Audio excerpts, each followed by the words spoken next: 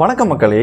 ஒரு 30 வருஷத்துக்கு முன்னாடி நாம் இருக்க இடத்துல இருந்தே நம்ம யாரை வேணால் பார்த்துக்க முடியும், யார்கிட்ட வேணால் பேசிக்க முடியும் அப்படின்னு சொல்லியிருந்தா யாரும் நம்பியிருக்க மாட்டாங்க. அதுவே ஒரு 20 வருஷத்துக்கு முன்னாடி நம்ம என்ன வேணால் ஆன்லைனில் வாங்கிக்க முடியும், நம்ம வீடு தேடியே வரும், நம்ம எந்த பேமெண்ட்டுமே நம்ம ஆன்லைன்லேயே பே பண்ணிக்கலாம், அங்கே போய் க்யூவில் நிற்கணும்னு அவசியம் இல்லை, நம்ம டைம் மிச்சமாகும் அப்படின்னு சொல்லியிருந்தால் கண்டிப்பாக யாரும் நம்பியிருக்க மாட்டாங்க. இதுக்கு மேலே என்னப்பா, நம்ம எல்லா வேலையுமே ஃபோன்லேயே பண்ணிக்கலாம், டைம் தான் நமக்கு நிறைய சேவ் ஆகுதுன்னு நினச்சிட்டு இருக்கும்போது நீங்கள் அதையுமே பண்ண வேணாம், நீங்கள் ஜஸ்ட்டு சொன்னால் மட்டுமே போதும், நாங்களே பண்ணிடுறோன்ட்டு அலெக்ஸா, சிரி, கூகுள் அசிஸ்டன்ட் போன்ற பர்சனல் அசிஸ்டன்ட்ஸ் நம்ம ஃபோன்லேயே வந்துச்சு. நம்மளோட வேலைகள் எல்லாத்தையுமே ஜஸ்ட்டு சொன்னாலே அதுவே எல்லாமே செஞ்சிடும். நமக்கு டைமும் நிறையா சேவ் ஆகுச்சு இந்த டெக்னாலஜி மற்றும் ஸ்மார்ட் ஃபோன் மூலமாக. ஆனால் இன்றைக்கி நாம் சம்பாதிக்கிறதுக்கும் நம்ம வாழ்கிறதுக்கும் பண்ணிக்கிட்டு இருக்க ஒரு வேலையை நாங்களே பார்த்துக்குறோம், அதையும் நீங்கள் விட்டுட்டு போயிடுங்க அப்படின்னு சொன்னால் நம்ம எப்படி ரியாக்ட் பண்ணுவோம்? நான் எதை பற்றி பேசிக்கிட்டு இருக்கேன்னு நீங்கள் கெஸ் பண்ணியிருப்பீங்க. ஏஐ, ஆர்டிஃபிஷியல் இன்டெலிஜென்ஸ், செயற்கை நுண்ணறிவு.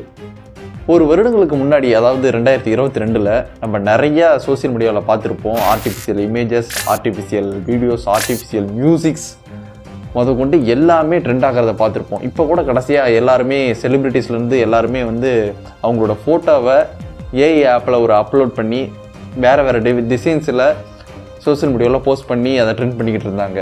இப்படி ஆர்டிஃபிஷியல் இன்டெலிஜென்ஸுங்கிறது எல்லா விதத்துலேயும் எல்லா துறையிலையுமே இப்போ ரொம்பவே வேகமாக வளர்ந்து வந்துட்டுருக்கு, தங்களோட பங்களிப்பையும் கொடுத்துட்ருக்கு. இதை பற்றி இப்போ நான் எதுக்கு பேசிக்கிட்டு இருக்கேன், நம்ம ஏன் இதை பேசணும்னா, இந்த ஆர்டிஃபிஷியல் இன்டெலிஜென்ஸ் நம்மளை வளர்க்குறதுக்கும் எந்த அளவுக்கு உதவுதோ அதே அளவுக்கு நம்மளோட வாழ்க்கையை பாதிக்கவும் போகுது. பல்லாயிரக்கணக்கான ஜாப்ஸை ஆர்டிஃபிஷியல் இன்டெலிஜென்ஸ் தக்க வச்சுக்க போகுது, அது எடுத்து செய்ய போகுது. யாருமே ஏன் எதுக்குன்னு கேள்வியும் கேட்க முடியாது.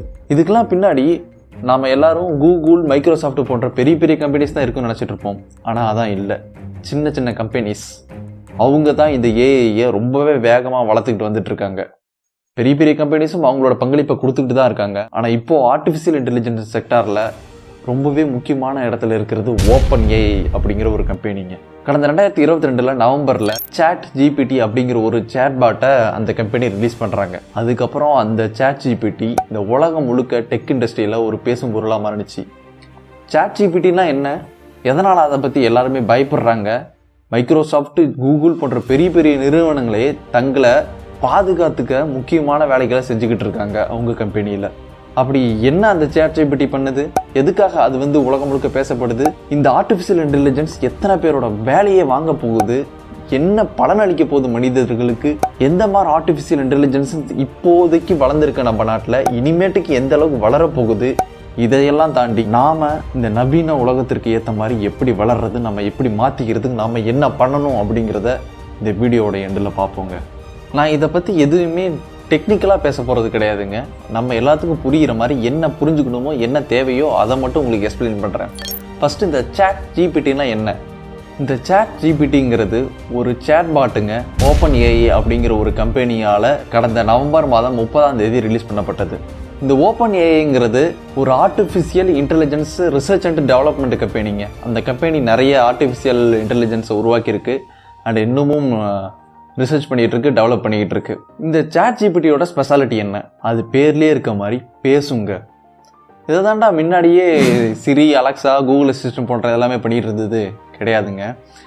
இது எந்த விதத்தில் வித்தியாசப்படுத்துனா, இந்த ChatGPTங்கிறது நம்ம என்ன பேசுகிறோமோ, ஒரு ஹியூமன் கான்வர்சேஷன் எப்படி இருக்குமோ அதே மாதிரி பேசும். இப்போ நான் ஒரு கேள்வியை கேட்டால் நீங்கள் எப்படி அதை ஞாபகம் வச்சுட்டு அடுத்ததுக்கு அதை பதில் சொல்லுவீங்க, இல்லை அடுத்தடுத்த கேள்வி கேட்டுட்டு போகும்போது ஞாபகம் வச்சுருந்து அதை பதில் சொல்லுவீங்க. ஒரு கான்வர்சேஷனை எப்படி நம்ம உண்டாக்குவோம், அதே மாதிரி இந்த ChatGPTங்கிறதும் நம்ம என்ன பேசுகிறோமோ அதை ஞாபகம் வச்சுக்கிட்டு நம்ம பேச பேச பதிலளிக்கும். நீங்கள் என்ன கேட்டாலும் சொல்லும், எந்த கேள்வி கேட்டாலும் சொல்லும், இந்த உலகத்தில் எந்த சப்ஜெக்டை பற்றி நீங்கள் கேட்டாலும் சொல்லும். கோடிங்லேருந்து simple maths, biology, physics, quantum physics வரைக்கும் எல்லாத்தையுமே அதுக்கு ப்ரோக்ராம் பண்ணியிருக்காங்க, டேட்டாவாக கொடுத்துருக்காங்க. அதனால் இது எல்லா கேள்விக்கும் அதுவே தானாக பதிலை ஜெனரேட் பண்ணி உங்களுக்கு தரும். சிம்பிளாக சொல்லணும்னா முழு விக்கிபீடியாவே உங்கள்கிட்ட பேசினா எப்படி இருக்கும், அதாவது அதுக்கிட்ட நீங்கள் கேட்குறத அதுவே உங்களுக்கு எடுத்து தந்தால் எப்படி இருக்கும், அந்த மாதிரி தாங்க. ஒரு எக்ஸாம்பிளுக்கு இப்போ நானே இதுக்கிட்ட கேட்குறேன் பாருங்கள், நீங்களே பாருங்கள். பிரியாணி எப்படி செய்கிறது அப்படின்னு கேட்டால் என்னென்ன தேவைங்கிறதுலேருந்து எப்படி பண்ணணுங்கிற வரையும் லிஸ்ட்டாக கொடுக்குது. நீங்களே பாருங்கள்.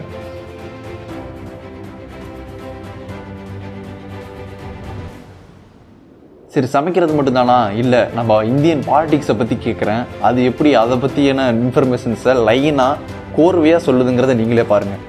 நீங்கள் ஐடியாஸ் கேட்குறதுலேருந்து உங்கள் வீடியோவுக்கு ஸ்கிரிப்ட் எழுதுகிற வரைக்கும் எல்லாமே இந்த ChatGPTயால் பண்ண முடியும். இப்போ நமக்கு அடுத்த கேள்வி வரும், இதனால் எப்படி இந்த மாதிரியான எல்லா விஷயங்களும் தெரியுது, அது எப்படி நம்மக்கிட்ட பேச முடியுது? காரணம், அதை உருவாக்கினவங்க விக்கிபீடியாவிலேருந்து இன்டர்நெட்டில் இருக்க எல்லா blog and archived images and documents எல்லாத்தையுடைய நாலேஜையும் டெஸ்ட்டையும் அந்த ChatGPTக்கு லேர்ன் பண்ண கொடுத்துருக்காங்க.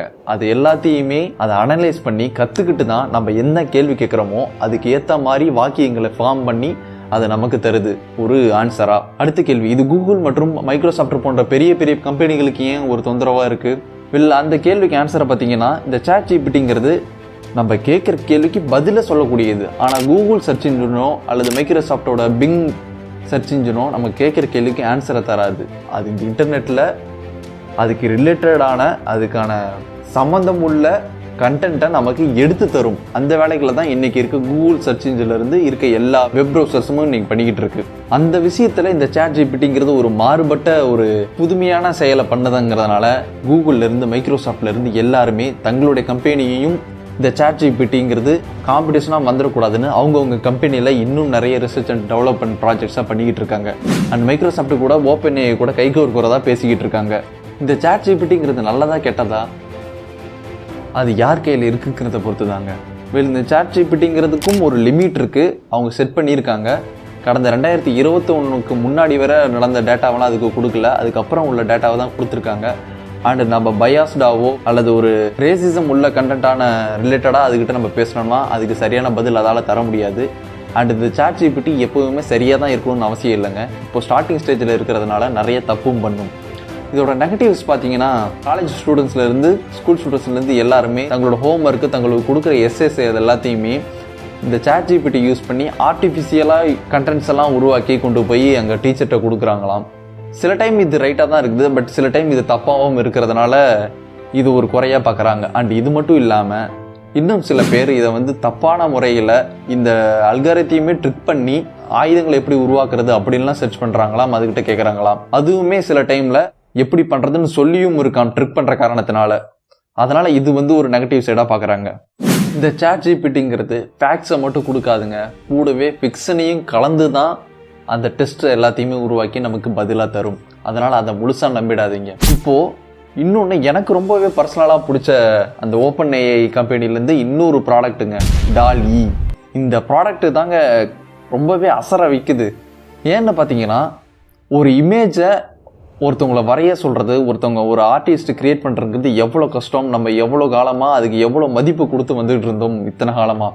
ஆனால் இப்போது இந்த ஆர்டிஃபிஷியல் இன்டெலிஜென்ஸ் DALL-E அப்படிங்கிற ஒரு ப்ராடக்ட் வந்ததுக்கப்புறம் ஆர்ட்டுங்கிறது சர்வசாதாரணமாக ஈஸியாக க்ரியேட் பண்ணி கொடுக்குதுங்க. நம்ம என்ன கேட்குறோமோ, என்ன எங்கள் மைண்டில் யோசிக்கிறோமோ அதை அதுக்கிட்ட சொன்னால் மட்டுமே போதும், ப்ராம்ப்டிங் பண்ணால் மட்டுமே போதும். அதுவே நீங்கள் நினைக்கிறத பர்ஃபெக்டாக பண்ணணும்னு இல்லைங்க, ஆனால் ஓரளவு கண்டிப்பாக அது பண்ணி கொடுக்கும். ஏன்னா இப்போ அது ஸ்டார்டிங் ஸ்டேஜில் தான் அதுவும் இருக்கிறது. DALL-E 1 வந்துச்சு, அதுக்கப்புறம் DALL-E 2 இப்போ கரண்ட்டாக இருக்கிறது. DALL-E 1 விட DALL-E 2 ரொம்பவே இம்ப்ரூவ் ஆகியிருக்கு. உங்களுக்கு என்ன மாதிரியான இமேஜ் வேணுமோ, ஆயில் பெயிண்டிங் வேணுமோ, எந்த விதத்தில் எப்படி வேணுமோ, உங்கள் கற்பனையில் என்ன இருக்கோ அதை அந்த ஆர்டிஃபிஷியல் இன்டெலிஜென்ஸ்கிட்ட கரெக்டாக ப்ராம்ப்டிங் கொடுத்தீங்கன்னா நீங்கள் எதிர்பார்க்குற ரிசல்ட் அது கொடுக்கும். நானும் ட்ரை பண்ணி பார்த்தாங்க, ரொம்பவே இன்ட்ரெஸ்டிங்காக இருந்தது. நீங்களே பாருங்கள், நிலாவில் ஆயா வடை சுடுற மாதிரி கேட்டிருந்தேன், இங்கிலீஷில் தான் கேட்டிருந்தேன், அதுக்கு இந்த மாதிரியான இமேஜஸ் கொடுத்தது. அடுத்தது இதெல்லாம் பாருங்கள், இதெல்லாமே ஒரு ஏன்சியன் தமிழ் கிங் எப்படி இருப்பான் அப்படின்ட்டு நான் என் கற்பனையில் சொல்லியிருந்தேன். அதை எப்படி கிரியேட் பண்ணி கொடுத்துருக்குன்னு நீங்களே பாருங்கள்.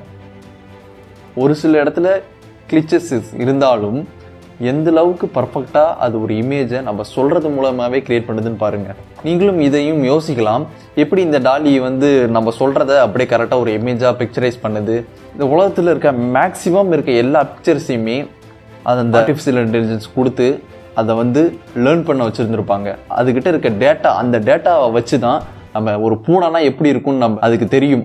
அந்த எல்லா ஒரு 10லேருந்து 1000 இமேஜஸை பார்க்குறதன் மூலமாக அது ஒரு பூனைனா எப்படி இருக்குன்றத அதனால் ஐடென்டிஃபை பண்ண முடியும். அப்படி ஐடென்டிஃபை பண்ணுறதன் மூலமாக அதனால் க்ரியேட் பண்ணவும் முடியும். இந்த DALL-E ப்ராடக்ட் மாதிரியே தாங்க நீங்கள் இன்னொரு ஆப்பை பார்த்துருப்பீங்க, சோசியல் மீடியாவில் ட்ரெண்ட் ஆனது, லென்ஸா ஏஐ அப்படிங்கிறது. எல்லாருமே அவங்களோட ஃபோட்டோவை அப்லோட் பண்ணி வேறு டிசைன்ஸில் நம்ம சோசியல் மீடியாவிலலாம் போஸ்ட் பண்ணிட்டு இருந்து ஒரு ட்ரெண்ட் பண்ணி இருந்திருப்பீங்க, பார்த்துருப்பீங்க. அதுவும் வேற ஒரு ஏஐயால் உருவாக்கப்பட்ட ஒரு ஆப்பு, சாஃப்ட்வேர். இந்த மாதிரி மியூசிக்குன்னு தனியாக இருக்குங்க, வீடியோக்குன்னு தனியாக இருக்குங்க. இந்த வீடியோவை பாருங்கள், உங்களால் இது ஒரு உண்மையான மனுஷன் மாதிரியே இல்லைன்னு சொல்லவே முடியாது. அந்த அளவுக்கு பர்ஃபெக்டாக இருக்கும். ஆனால் இது ஒரு ஆர்டிஃபிஷியல் இன்டெலிஜென்ஸ் கிரியேட் பண்ண வீடியோ. நம்ப முடியலல்ல எந்த அளவுக்கு பர்ஃபெக்டாக வந்துட்டுருக்குன்னு பாருங்கள். இப்போவே இந்த நிலைமையில் இருக்கும்போது இன்னும் கொஞ்சம் காலத்தில் எந்த அளவுக்கு இந்த ஆர்டிஃபிஷியல் இன்டெலிஜென்ஸ் வளரப்போகுதுன்னு பாருங்கள். இப்போ நம்ம அடுத்த கேள்வியை பார்க்கலாம். இந்த ஆர்டிஃபிஷியல் இன்டெலிஜென்ஸ் யாருடைய வேலையை, என்ன வேலைகளை யார்கிட்ட இருந்து பறிக்க போகுது? இல்லை, இந்த கேள்விக்கு ஆன்சர் சிம்பிளாக சொல்லணும்னா, எந்த வேலைலாம் ரிப்பீட்னஸாக நம்ம செஞ்சுக்கிட்டு இருக்கோமோ, செஞ்ச வேலையே ஒரு நாளைக்கு செஞ்ச வேலையே திருப்பி செய்கிறோமோ, அந்த வேலைகள்லாம் கண்டிப்பாக ஏஐ மற்றும் ரோபாட்டிக்ஸ் கையில் போயிடுங்க. அது எந்த வேலையை வேணால் இருக்கலாம். ஏன்னா ரோபாட்டிக்ஸ் மற்றும் ஏஐ ஒரு டைம் அதை ப்ரோக்ராம் பண்ணிட்டா தானாக திருப்பி அதுவே செஞ்சுக்க போகுது. அதுக்கு மனுஷங்களோட உதவியும் தேவையில்லை. அது மட்டும் இல்லாமல் இந்த கேள்வியை நான் ஏஐட்டே கேட்டிருக்கேன். அதை நீங்களே பாருங்கள், என்னென்ன ஜாப்ஸ் ஏஐ ரீப்ளேஸ் பண்ணும் அப்படின்னு சொல்லியிருக்கு. அதை தாண்டி வேர்ல்டு எக்கனாமிக் ஃபாரம் 2020 வெளியிட்ட ஒரு சர்வேயின் படி 2025 சுமார் 85 மில்லியன் ஜாப்ஸை ஏஐ கண்டிப்பாக ரீப்ளேஸ் பண்ணணும்னு சொல்லியிருக்காங்க. அது என்னென்ன வேலைன்னு அவங்களே மென்ஷன் பண்ணியிருக்காங்க. அதை நான் உங்களுக்கு டிஸ்பிளே பண்ணுறேன்.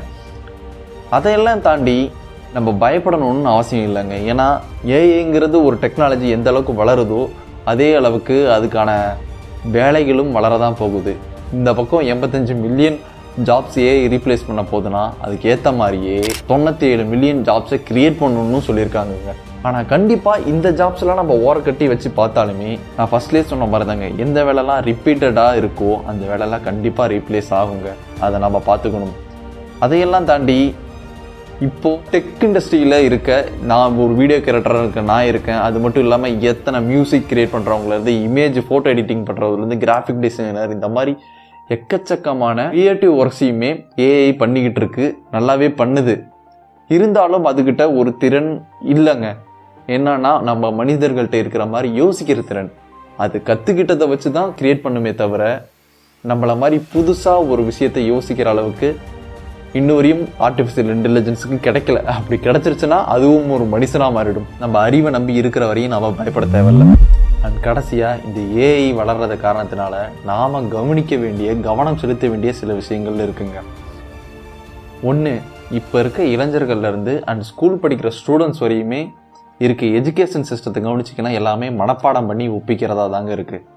12வது வரையுமே சரி, எல்லாத்தையும் மனப்பாடம் பண்ணி அதை வாந்தி எடுத்து அதில் வர மார்க்கை வச்சு தான் நம்ம வேலை கொடுத்துட்ருக்கோம். ஆனால் வரப்போகிற ஃப்யூச்சரில் மனப்பாடம் பண்ணுறதுக்கு இங்கே மனுஷங்கள் தனியாக தேவையே கிடையாதுங்க. எந்த வருடத்தில் இந்த தலைவர் பிறந்தார், எந்த வருடத்தில் இந்த தலைவர் இறந்தார் அப்படிங்கிற அந்த நம்பர்ஸை மனப்பாடம் வச்சுக்கிறதுல எந்த பிரயோஜனமுமே கிடையாது. அப்படியேப்பட்ட ஒரு எஜுகேஷன் சிஸ்டமே வேஸ்ட். ஏன்னா இது எல்லாமே ஆன்லைன்லேயே இருக்குது. அண்ட் அதெல்லாம் நம்ம மனப்பாடம் வச்சுக்கணும்னு அவசியம் இல்லை. நம்ம எப்படி ட்ரெயின் ஆகணும்னா நம்மளோட க்ரியேட்டிவிட்டியை வளர்க்கணும், நம்ம யோசிக்கிற திறனை வளர்த்துக்கணும். அந்த மாதிரி தான் நம்ம இப்போ இருக்க இளைஞர்கள் மற்றும் ஸ்கூல் ஸ்டூடெண்ட்ஸ், காலேஜ் ஸ்டூடெண்ட்ஸ் எல்லாத்தையுமே ரெடி பண்ணி வளர்க்கணும். பட் அது நம்ம எஜுகேஷன் சிஸ்டத்தில் கண்டிப்பாக இல்லை. இதை நம்ம தனியாக பேசுவோம். பட் உங்கள் வீட்டில் உங்கள் கூட இருக்கவங்க யாராக இருந்தாலும் சரி, உங்கள் சின்ன பசங்களாக இருந்தாலும் யாராக இருந்தாலும் சரி, அவங்களோட ஸ்கில்ஸை டெவலப் பண்ண யோசிங்க. ஸ்கில்ஸை வளர்த்து விடுங்க. அதுதான் உங்களுக்கு எதிர்காலத்தில் உதவ போகுது. அவங்க ஞாபக சக்தி உதவ போகிறது கிடையாது. இது எல்லாருமே புரிஞ்சுக்கணும். இதில் இன்னொரு சோகமான விஷயம் என்னென்னா, நம்ம வெளிநாடுகளில் இருந்து கூட சரி எல்லாருக்குமே ஓரளவுக்கு என்ன நடக்குது, என்ன சுச்சுவேஷன் போயிட்டுருக்குங்கிறது இந்த உலக அளவில் தெரியும். பட் நம்ம நாட்டில் ஒரு டெக்னாலஜி உலக அளவில் வளர்ந்தாலுமே அது நம்ம நாட்டுக்கு சேர்றது ரொம்பவே லேட்டாக சேர்றது. அதுக்கு காரணம் நாம் யாரும் அந்த அளவுக்கு அவேர்னஸோடு இல்லை. அதுதான் உண்மை.